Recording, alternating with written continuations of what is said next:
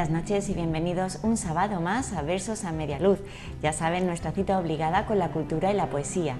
Y como también saben, me gusta estar acompañada en esta mesa tan fantástica de Carmina Martínez Remis. Buenas noches, Carmina. Buenas noches, Ana. ¿Una semanita más? ¿Una semanita más?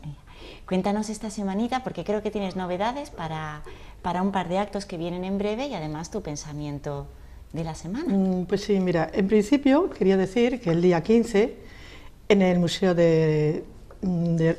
perdón, estoy un poquito rara.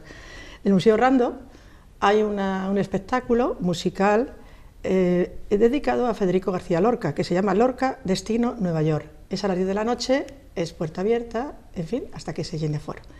Y luego el día 16, en el Museo Robero de Toro, también hay un encuentro poético, que van 7 o 8 poetas, y un cantautor. Esto es a las 8 de la tarde.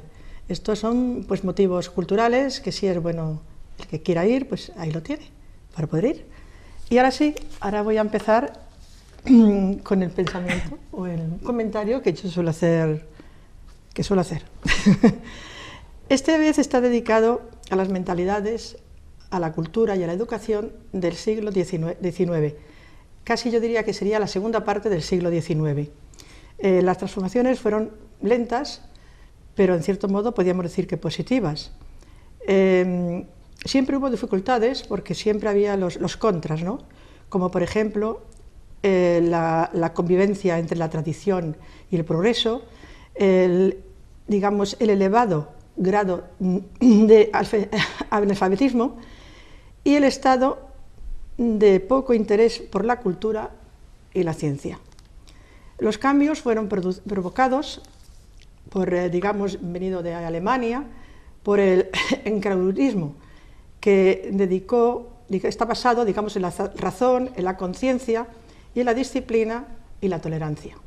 Por otro lado, tenemos también el origen que vino, francés, en donde se dedicaban más a las ciencias sociales, como pueden ser los estudios de la sociología, antropología e historiografía. Luego también está el darwinismo, pero este a mí no me gusta mucho, porque esto de la evolución, la verdad es que no lo veo muy claro todavía. Referente a la educación,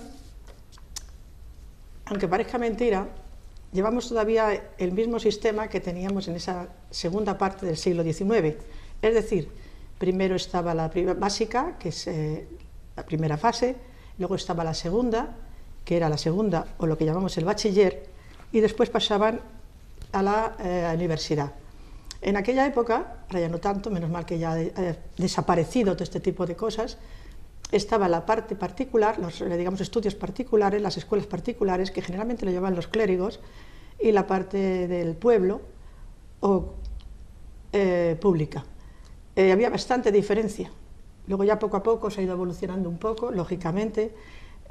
Quizá a mediados del siglo XX es cuando ya hubo ese cambio tan drástico, que las escuelas privadas eran subvencionadas, y hoy por hoy parece ser que ya hemos logrado un nivel entre todos los, por lo menos creo yo, entre todos los niveles sociales para poder ir a la misma escuela y estudiar y tener las mismas posibilidades que ahora. En fin, era un pequeño comentario sobre lo que era la educación antigua, la que hemos ido evolucionando, el cambio tan drástico que hubo en ese siglo XIX, y bueno, y los conocimientos, cómo empezaron a avanzar, y sobre todo la capacidad de la persona que no tenía esa posibilidad de ir a estudiar, pudiera hacerlo.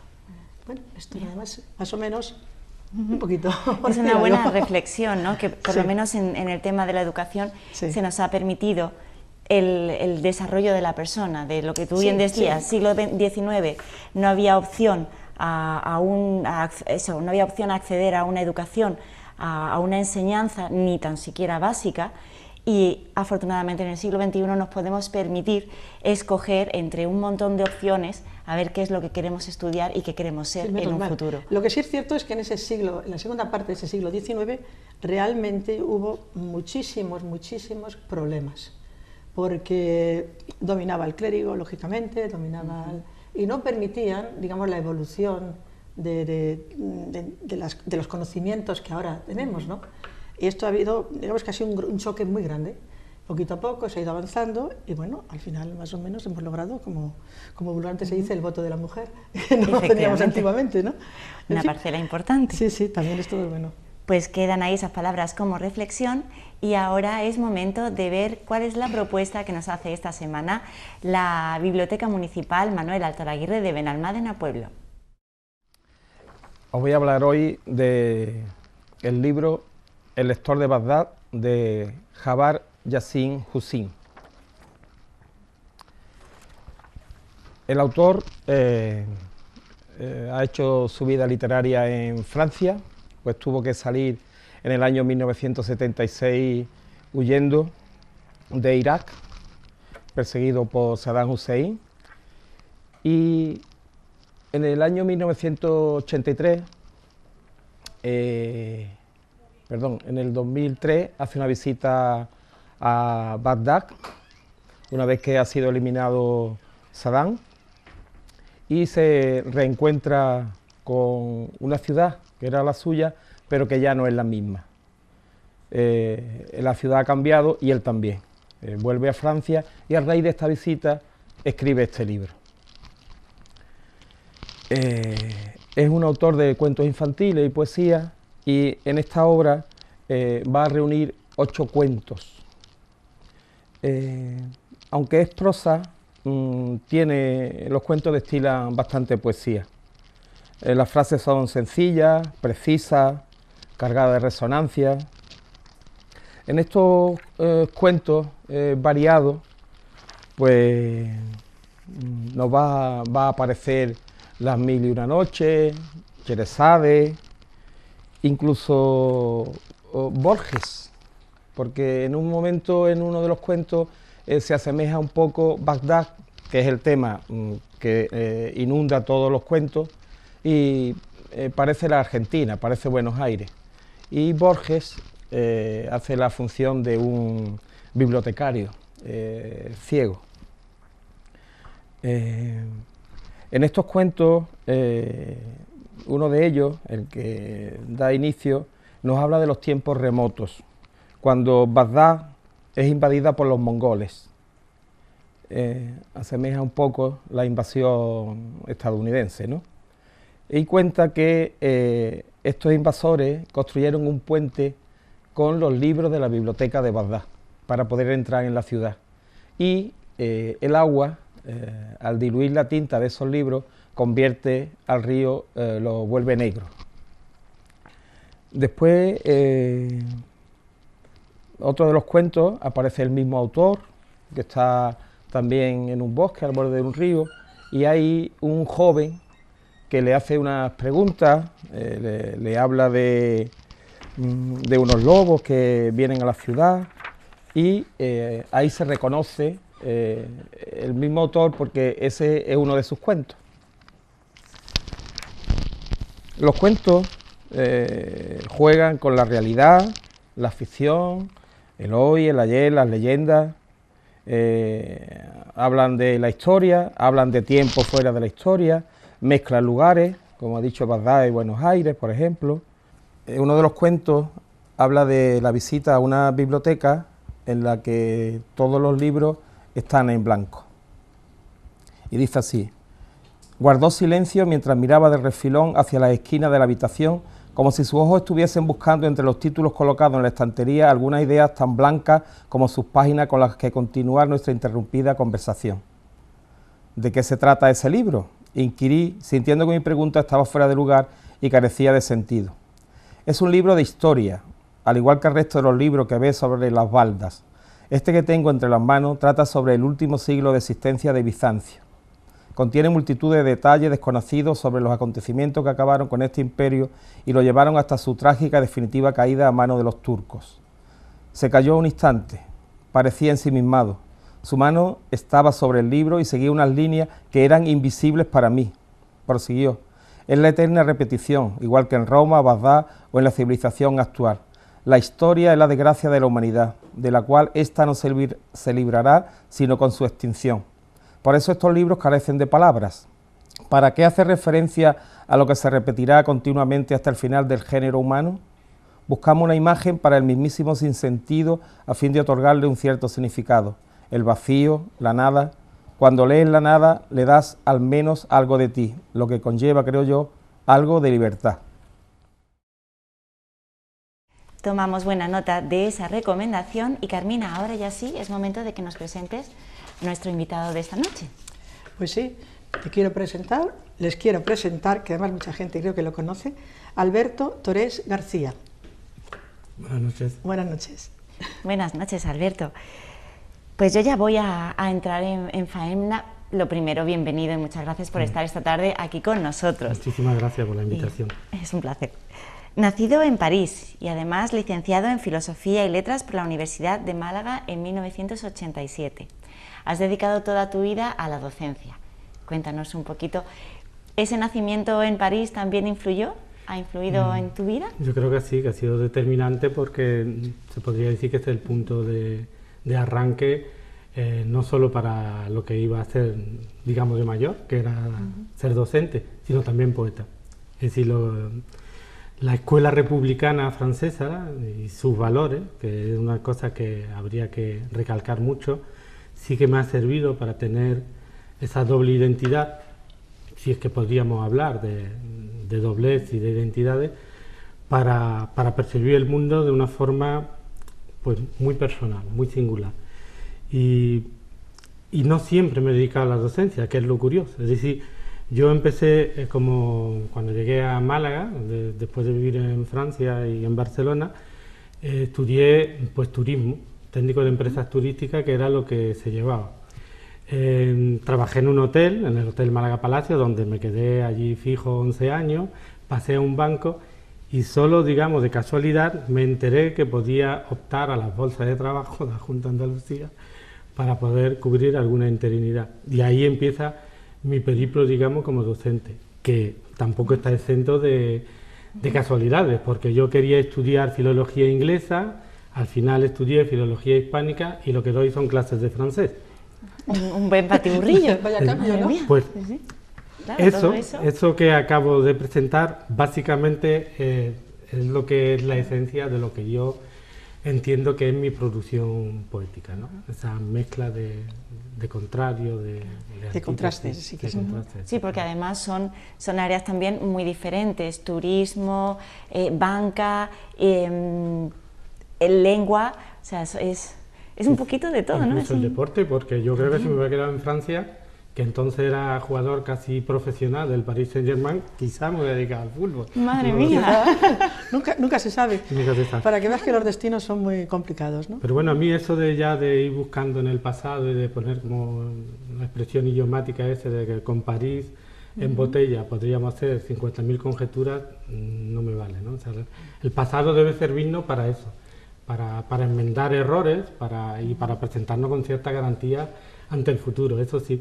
Pero no para estar constantemente anclado en él, ¿verdad? Yo por eso el verso de Garcilaso, que además es un poeta espectacular, en virtud del cual decía cualquier tiempo pasado fue mejor, yo pues honestamente disiento. Sí. Ningún tiempo pasado fue mejor. Bueno, pero sí nos ha permitido ser quienes somos y aprender. Por supuesto, y el pasado debe estar ahí, eso son semillas, claro. Semillas, no restos, semillas. Ajá, semilla. Qué bonito. Lo voy a tener en cuenta eso, sí. Una gran reflexión. ¿Cómo sentiste la inspiración o la influencia para dedicarte a la poesía? Digamos que parte un poco en Francia, en lo que es el colegio y el liceo, bueno, el instituto en Francia. En la época en la que yo estudiaba había instaurado una serie de premios al final de curso, que eran los premios de camaradería, el premio de mejor deportista, el premio literario. Y bueno, pues yo tenía esa inquietud de escribir y me presentaba, pues siempre recibía el premio de teatro, fundamentalmente de teatro, que es con lo que empecé. Y luego escuchando a autores como Moustaki, Brassens, en fin, Jacques Brel, todos los cantautores franceses, entendí que eso me gustaba y que quería seguir por ahí. Y digamos, el golpe definitivo pues fue Rafael Alberti, que me lo dio en una visita en la Casa de España, donde tuve la fortuna de conocerlo allí. y me dijo eso, que el partido necesitaba más poesía. Y yo pienso que no solo el partido, sino prácticamente todas las órdenes de la vida necesitan más poesía. La verdad es que sí. Necesitamos poner poesía. Por lo menos con la poesía calmamos un poquito esa tensión, ¿no?, que existe cotidianamente. Bueno, el Jorge Steiner, que fue príncipe de Asturias, que no es susceptible precisamente de ser un hombre creativo porque es un hombre de ciencia, presentaba la poesía como el antídoto de la locura y de la sinrazón. Así que, sí, es cierto. Que algo hay ahí, puedes ¿no?, plasmar tus pensamientos, sentimientos a través de ella y de las profesiones por lo menos antiguas, canalizas, de las profesiones antiguas, la que sigue la de poesía. Yo creo que la que perpetúa. Y además, últimamente ya tenemos esos jóvenes que empiezan a evolucionar, jóvenes, como decíamos antes, fuera de contexto, jóvenes que han empezado, que se les está dando esa oportunidad, los ya que están, como diría esta amiga nuestra, Isabel, consagrados, y que verdaderamente echan mucho empeño. Y sobre todo, lo que hablábamos también tú y yo hace poco, que mezclan la poesía, el poema, digámoslo así, con música. Entonces casi son trovadores, son cantautores, trovadores, son trovadores de la poesía realmente, ¿no?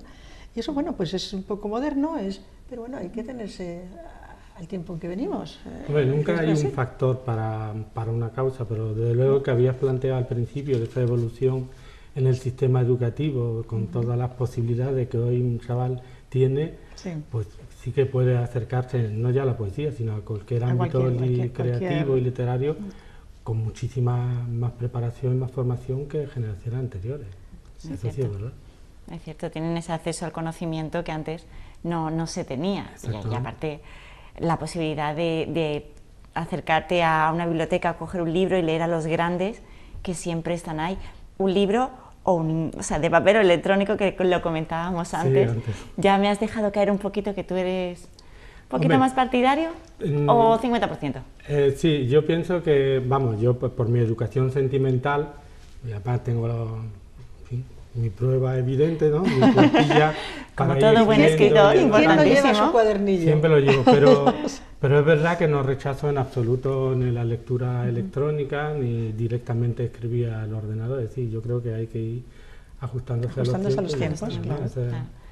Porque básicamente la poesía, digamos, las grandes preocupaciones de los poetas y de la poesía en general suelen ser los mismos, a grosso modo. Lo que va cambiando son los soportes, las formas de acercarse, los modos de dictarlo, ¿no?, la manera de presentarlo.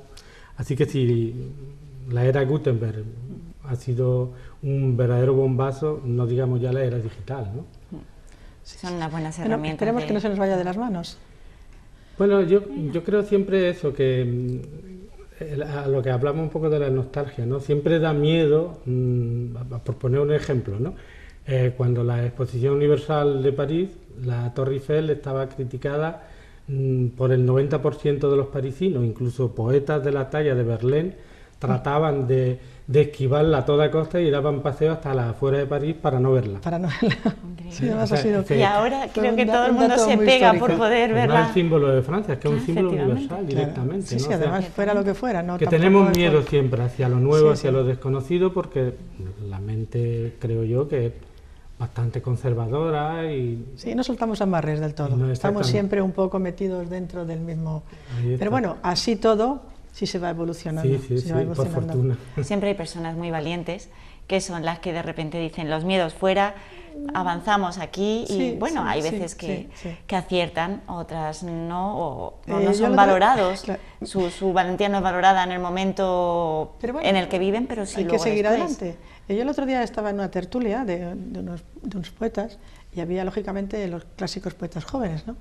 Entonces uno de los poetas que además es bueno dentro de su poesía libre. Pues yo no es que discutiera con él, claro, pero sí es cierto es que, y además me daban prácticamente los que ya somos poetas, porque ya somos mayores, no es por otra cosa, pues me daban la razón. Y era que este joven decía que no hacía falta haber estudiado los clásicos, no había falta tener esa escuela, digamos, de la rima, de la métrica, para poder hacer un poema. Y yo le decía que sí hacía falta, porque siempre tienes que tener una base para luego desarrollar lo que tú quieras, pero tienes que guiarte por algo. Sí. Digo, si tú me haces un escrito, va a ser un relato, va a ser simplemente me estás contando historia, tu vida, o que has hecho hoy todo el día dentro de una hoja de papel, que me parece muy bien, pero no lo llames entonces un poema. Dime simplemente pues, que es una prosa poética, lo que tú quieras llamarlo, pero o una narrativa, pero no me digas nunca que es un poema porque no lo es. Aparte de que, digamos, por naturaleza, por definición, tampoco sería verdad. Es decir, hay un intelectual y poeta como Octavio Paz dio en la tecla diciendo que el primer verso siempre es prestado, o sea, siempre te acude de alguna lectura, de algún lado. No, sí, es difícil que... Y la formación de los clásicos es absolutamente necesaria, pues no es por nada, sino porque es una fuente inagotable de inspiración. Sí, totalmente. Sí, pienso yo también. A lo mejor yo decía Picasso, ¿no? Eso sí, que la inspiración te pille trabajando, porque si no, no... Sí, eso sí. Pero también me parece bien que el principiante o el que empiece, ¿no?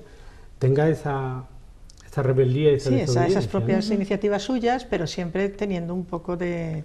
Una base mínima. Sí, un poquito... Por lo menos lee y di, ¿me gusta o no me gusta? Pero algo que te genere también una opinión sobre la que poder partir, ¿no? Y ahí la creatividad de cada uno. La poesía es musicalidad. Y yo ya hablando la mía, de mi producción poética, es casi un acto de música frustrada, ¿no? Es decir, yo lo que me gusta, o lo que yo pretendía en gran parte de mucho de lo que he escrito hasta ahora, pues era un poco como poner letra a partituras de jazz, que es la música que sí me apasiona, pero bueno, ahora ya también con la edad voy perdiendo un poco la vergüenza y ya me gusta absolutamente todo. Sí, que haces muy bien, ¿no? Haces muy bien. ¿Quieres hacer alguna pregunta? Sí, bueno, y es que nos hemos puesto a... Sí, por eso, porque eso ya tú mismo. No vamos a poder conocer bien a Alberto. Director de varias revistas, como la revista digital editada por la Escuela Oficial de Idiomas de Fuengirola, de la colección de libros Canente, de la colección de pliegos Tiempo de Charol, miembro del Consejo Asesor de la colección de poesía Puerta del Mar de la Diputación de Málaga y del Consejo de Redacción de la revista El Maquinista del Centro Cultural del 27. Sí, ahí como empezando. Sí, ha habido algunas más. Ahora también llevo una revista francesa que se llama Sigila, que está únicamente dedicada al secreto y lleva 40 números, que tiene como tema monográfico el secreto en todas sus variantes. He traído precisamente la revista Canente, a la que hacía alusión, de la segunda época, y un número de la revista Collage de la Escuela Oficial de Idiomas, que ahora precisamente es una revista digital, pero algunos números sí que lo hemos sacado en papel impreso. Esta que me has señalado, sí que todavía, ¿verdad que sí? Esta ya terminó la segunda época también. Sí. Hubo una primera que fue, digamos, a través de subvenciones, o sea, a través de suscripciones, y esta sí fue a través de la Diputación de Málaga. De la Diputación de Málaga, sí. Exactamente. Esa es la que yo había entendido.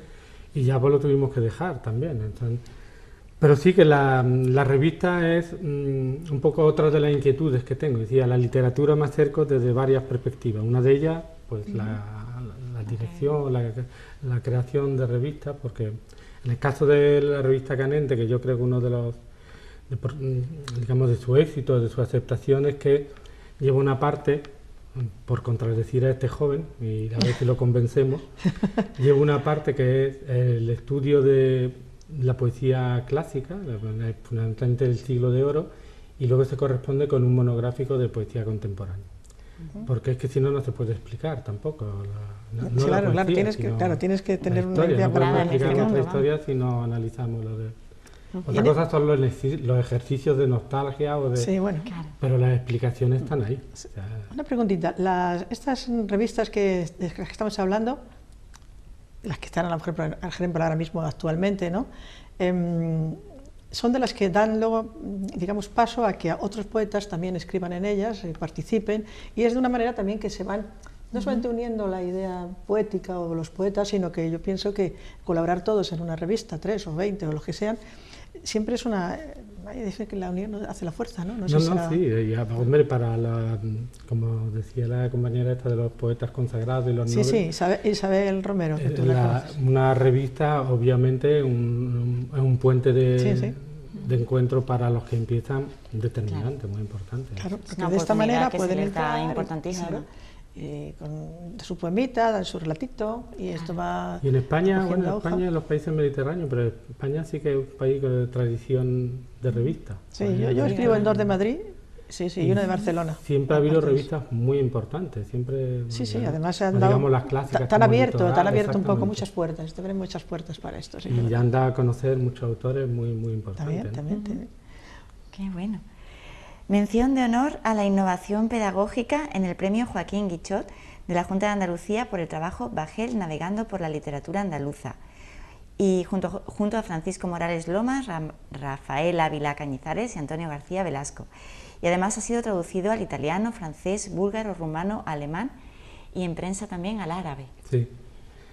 Bueno, es una manera de expandir toda la parte de la obra de uno. Había presentado inicialmente lo de la revista, pues también tengo que presentar lo de las traducciones, ¿no? Como este libro, que es una traducción del poema de Blaise Cendrars, Panamá o las aventuras de mis 7 tíos, ¿no? La traducción es verdad que es un ejercicio muy complicado, porque siempre se ha visto como un ejercicio de traición, ¿no?, a la lengua original, pero es tan traidor como necesario. Es decir, si no tuviéramos la traducción, no conoceríamos a muchos escritores. Pero te voy a decir yo una preguntita casi obligada también. ¿La traducción en verso no es difícil traducirla? Lógicamente tiene su complicación, y en muchos casos la dificultad está más cuando son idiomas cercanos que cuando son idiomas lejanos. Pienso en el finlandés, por ejemplo, y el español. Si aparece el término nieve en España, pues nada más tenemos nieve blanda y nieve dura, ¿no? Finlandia tiene como 14 o 15 términos para expresar la nieve. Eso facilita el trabajo del traductor. Pero, por ejemplo, idiomas tan cercanos como el francés, el italiano, el portugués... Bueno, el francés yo creo que casi... ¿Es más difícil el inglés para traducir o el francés? Yo creo que el francés por la cercanía, precisamente. Sí, porque yo me extrañaba que no, porque debería de ser todo al contrario, ya que dentro del... Ya sabemos que hay distinto vocabulario. La propia acentuación del idioma, o sea, la lengua española tiene la tendencia en la penúltima, el francés en la última. Es complicado, ¿eh? Pero son ejercicios que necesitamos. Lo que tú dices, además así, si no no conoceríamos unos a otros, ¿no? Y la otra pregunta que no es por lo de la innovación pedagógica, que también tiene su valor, ¿no? Pero el valor ahí es un poco lo que hablamos, es la idea de grupo, ¿no? Eso pertenece a un colectivo, que es un grupo de estudio y creativo también, que es el Grupo Málaga, que inicialmente lo conformábamos algunas personas, ahora últimamente nos hemos ido incrementando hasta formar casi una marea, ¿no? Pero realmente eso es la aportación de un grupo de trabajo que toma como referencia una revista digital, que es la revista Sur, y el trabajo sobre el secreto. En trabajos también hemos participado, como ese que pongo ahí, de cine y poesía, en algunas mesas redondas en el Festival de Cine de Málaga. Hemos publicado también algunos plaquettes en homenaje al cine. Es decir, que es un grupo de investigación realmente, sobre todo de amigos, pero de investigación. Sí, también porque realmente estás demostrando que abarcas muchísimas áreas, que eso no es poesía sin más, sino poesía, traducción, investigación, cine, música. Sí, pero todo enriquece. Exactamente, pero de todo la poesía es como tu niña favorita. Es un trabajador de la cultura general. Está clarísimo. Un gran trabajador. Yo creo, Carmina, que podríamos ir hablando ya un poquito realmente lo que como hemos cambiado un poco hoy el ritmo bastante, un poco bastante de lo habitual, yo te voy a preguntar, como tenemos en la mesa una serie de temas, yo quisiera que uno a uno me fueras explicando, me explicas 2 y después me recitas un poema, otras 2 y así vamos variando un poco, ¿no? Por ejemplo, el último libro que has escrito, el poemario último. Este es Tiempo de Charol. Tiempo de Charol. Tiempo de Charol, que ha tenido la fortuna de ser el premio Rafael Morales, y además ha tenido la doble fortuna de estar en el Premio a Crítica Andaluza y en el Premio a Crítica Nacional, ¿no? Está bien. Y pues como dice el jurado aquí, que es una definición que me gusta muchísimo, como me identifico, decía que este libro formaba parte del encuadre de los poetas raros, que amplía el espectro hacia la posmodernidad buscando un mensaje ético manifestado en su lucha de contrario hacia la síntesis y el amor como asunto personal y colectivo. Y yo sí que estoy de acuerdo con Y yo también, de lo poquito que te he leído, yo también, totalmente. Porque efectivamente yo creo que si hay alguna ley que nos define es la contradicción. Sí. La contradicción también tiene su esencia esperanzadora, que es sobre lo que yo me baso. El sopesar una cosa u otra. Exactamente. Claro, Entonces este libro es un poco eso, digamos que se enmarcaría dentro del movimiento del humanismo solidario en la medida en que rescata pues la esperanza, el eclecticismo, la interdisciplinariedad, que son, digamos, ejes de trabajo del humanismo solidario en sí, ¿no? Y lee un poquito, lee un poema, por ejemplo, que tú creas conveniente. Venga, va. Hablábamos pues por ejemplo te voy a leer la poética, que cierra. Hago una ilimitada propuesta de atemporal utopía, con el poema como telón de fondo y la trama de personaje principal.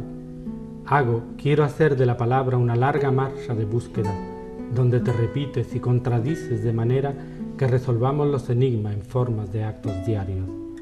Hago consistente la duda para precisar en coraje continuo, para no romper el hilo de Ariadna o evaporarme entre sus muslos en el sereno desvarío de las cumbres periféricas. Aquí, combate y compañero, que ya no hay tiempo para la renuncia. Solo consideramos nuestro amor en sus solitarios desgarres, como Ulises. Regresamos al punto de partida, con un saco de dolores, alguna dicha y una mirada que nos concierne. Al fin y al cabo, salimos derrotados, perdimos estrellas y surcos, pero nunca quedamos a la deriva. He podido referirme a nuestros sucesos sin ideales clásicos ni reflejos futuristas. Un tropiezo en Verona, una máscara en la Plaza Roja, un relato en el Canal de Panamá. Por eso he podido desdoblarme en las páginas de periódicos, los apuntes cercanos de un hombre difícil, en verdad. He pedido a la tradición pensamiento y a la idea fuerza que nos haga verdadero, que construya y transforma los mundos y el mundo. Debe ser así, porque transitamos en circular, repitiendo movimiento y recreando esferas contrarias, rehuyendo y anhelando la medida exacta. He pedido escribir casi a ocultas, con la ciencia del interior o el estado místico de la fantasía para remontar la vigilia a golpes de remo.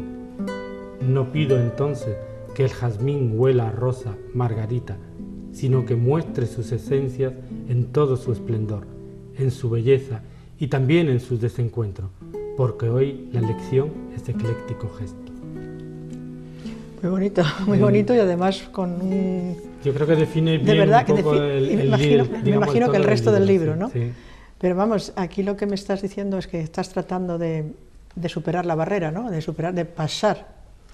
Sí, porque yo para mí, en fin, la poesía fundamentalmente es un acto de libertad, ¿no? De hecho, creo que es el espacio de la libertad por excelencia. Sí, indiscutiblemente. Y la herramienta que tiene, lógicamente, el lenguaje, el que yo trato de utilizar dentro del concepto que nos ponía Roland Barthes, pues es un lenguaje meditado y soñado.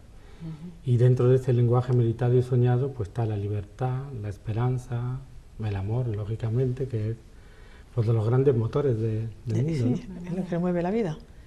Y así todo, la mueve mal, la mayoría de las veces. Sí. Pero bueno, lo que sí he visto es que estás tratando de en ese poema, recopilar un montón de fracciones y quererlas subliminar, resubir para arriba. Sí. Vamos, lo he entendido más o menos así. Y este es el último, pero sí, como hablaba antes Ana María, estabas escribiendo una serie de revistas que veo por aquí. Sí, y también... estas son, digamos, antologías. Antologías, sí. Este sí es que le quiero hacer, ya que estoy aquí, hacerle una publicidad especial a un gran escultor que es Pedrín, que lo conoceréis inmediatamente. Bueno, también me dedico a hacerle prólogos de catálogos de arte. Lo voy a conocer inmediatamente porque esta estatua del toro es la que figura o la que aparece en la película Noche en el Museo. Entonces, bueno, tiene su valor, ¿no? Sí, tiene su valor, indiscutiblemente. Tiene su valor, sí. Exactamente. Pero bueno, lo que tiene valor, desde luego, es la obra de Pedrín, que lleva 40 años dedicado a la pintura, a la escultura y bueno, pues lo y aquí lo que haces es un comentario sobre él, sí, sobre su pintura. Exacto, una semblanza de él, porque al fin y al cabo sí. lo conocí trabajando en el Málaga Palacio, ¿no? Otro lugar ecléctico para hablar de poesía, ¿no? Desde luego, ahí sí que hay. Y referente, por ejemplo, estabas hablando también de unas revistas como la revista Sur. Estás hablando también... Sí, la revista Sur es la revista digital. Luego, bueno, este libro que es a lo que hablábamos antes con Ana María, tiene una primera edición en papel, pero prácticamente muy escasa. Y me atreví también a lanzarla a través de la mayor editorial del mundo, que es Amazon, ¿no? Entonces y aquí hay también un texto curioso, en el sentido de ahondar en esa idea de aunar antítesis, contrarios.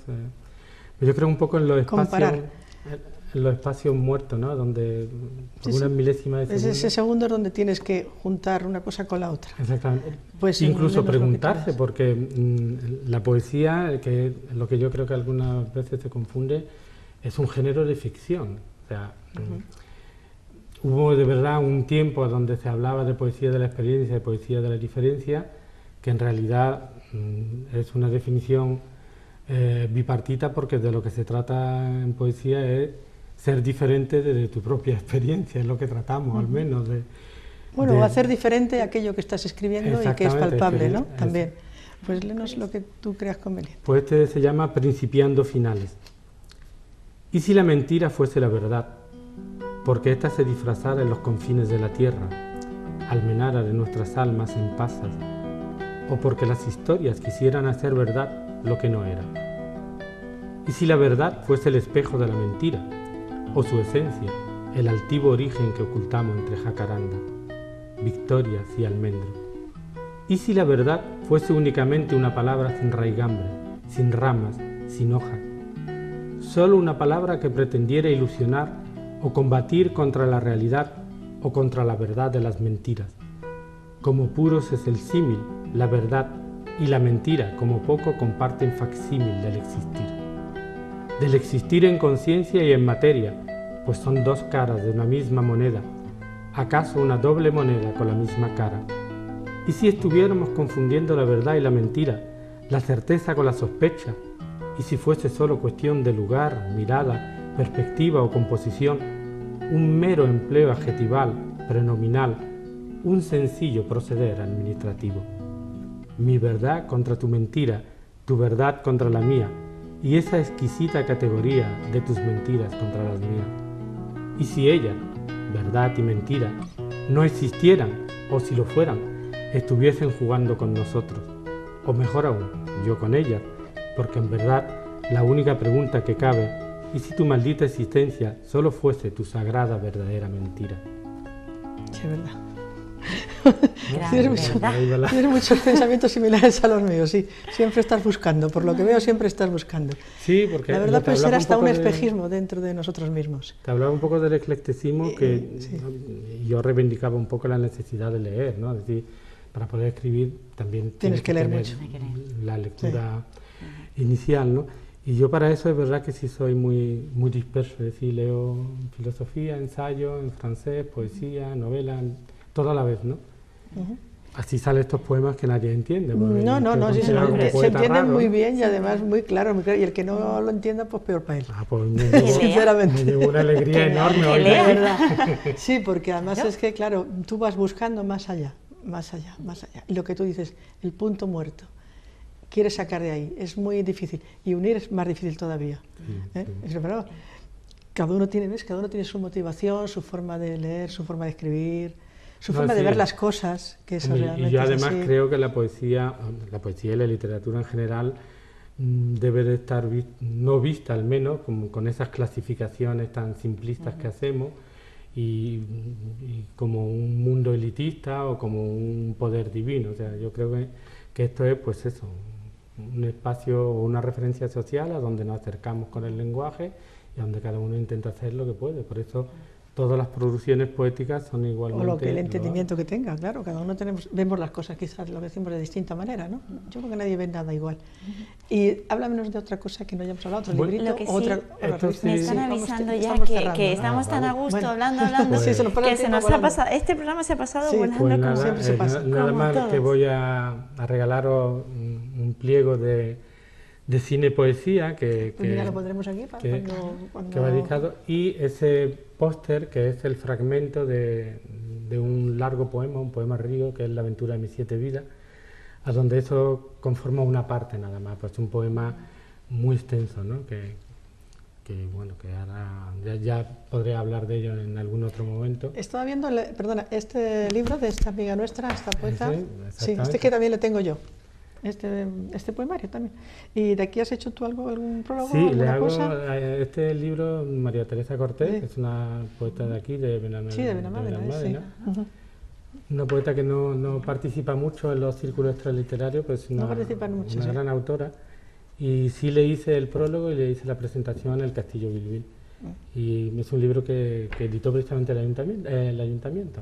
El área de cultura del ayuntamiento fue el que lo editó. Sí, sí. Sí, eso ya lo recuerdo yo también. Bueno, lo que te quería preguntar es ¿qué habías participado en él? ¿En qué? Por eso te pregunto. No, únicamente en la presentación, y el prólogo. O sea. ¿Y el prólogo? Bueno, ¿te parece poco? Casi nada. Bueno, pues parece que nuestro tiempo va a terminar. Ya, por hoy se ha terminado, Alberto. Ha sido de verdad un verdadero placer tenerte. Ahora para cerrar, aquí. Si te parece, cuando ya cierre, pues nos cierras con un poema tú, el que creas más conveniente. Voy a despedir aquí a Alberto, te despido a ti, Carmina, hasta dentro de 15 días. Sí. Les despido a todos ustedes, que recuerden que nos sigan todos los sábados, que aunque el programa se graba cada 15 días tiene invitado nuevo, pero estamos aquí todos los sábados. No olviden que siempre un ratito de poesía, de cultura, es importante para nuestras vidas. Así que les vuelvo a ver de nuevo en Versos a Media Luz y ya saben, nos despedimos como nos gusta, leyendo poesía. Bueno, pues voy a leer un poema que se llama Desnudez de la Furia, que representa bien una parte inicial de mi poesía, que era, pues yo organizaba la poesía en forma de trilogía viajera, trilogía crítica, y este poema está dedicado a Rosa Navarro, que es una investigadora de Barcelona, y lo voy a leer por una razón, porque lo leyó un amigo mío en un programa de radio, de una forma extremadamente lenta, ¿no?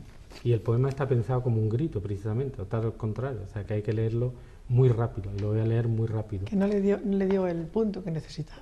Me gustó porque fue otra tonalidad. El poema está escrito sin puntuación, lleva un ritmo octosílabo y con un pie de tetrasílabo para darle todavía más énfasis, pero él lo interpretó como que había que leerlo lento y quedó muy bien. Entonces digo, si el poema queda bien leído lento y que no era lo que tenía que ser, que no era mi voluntad, no debe ser muy malo. Seguro que no. Así que lo voy a leer, que va dedicado a Rosa Navarro. Sin demasiada esperanza el baile, una colección de gestos en gaélico, los verbos, en violeta las ciudades de encuentro. Vientos del oeste, chispas y fuego, la tradición o voces portadas, sombras de ayer, los ritmos que se protegen con tormentos y secretos, estatuas, jardines, dudan los bustos, o licántropos perdidos por sus modernos discursos, las otoñales sonatas francesas, sin demasiada esperanza el baile, las habituales sonrisas, Rosa y Lope, los amores prohibidos con bandera romana, Jürgen deseado nombre, con mirada del pasado, tópicos los tristes trópicos de Málaga, donde morir no es fácil, como reclamo de dioses es vida aproximativa, amé, fotogramas sin recuerdo, diligencias y cuchillo, réplicas, blancos sabores, relato, sin demasiada esperanza el baile, tierra prometida, versos para la infancia que retorna adolescentes y muerte, guiones donde aparece, signos como lentas comas, víboras donde crepúsculos ausente, reflexionas pero pierdes, árabes, humos, delitos, cuando fallece tu sándalo disperso, o nuestro denso acontecer como derrotadas luces donde el sonido es tanto por tanto, sin demasiada esperanza el baile, el concepto que define, que deforma, que persigue, su eco como nación dulce amé, como débil la razón, la bebida oculta vive a medio latir, el rumbo vacía, Cuba, los caballos vírgenes, embarcaciones, plegaria, sin artículo María que grita, pero sin desesperanza ningún baile fue posible.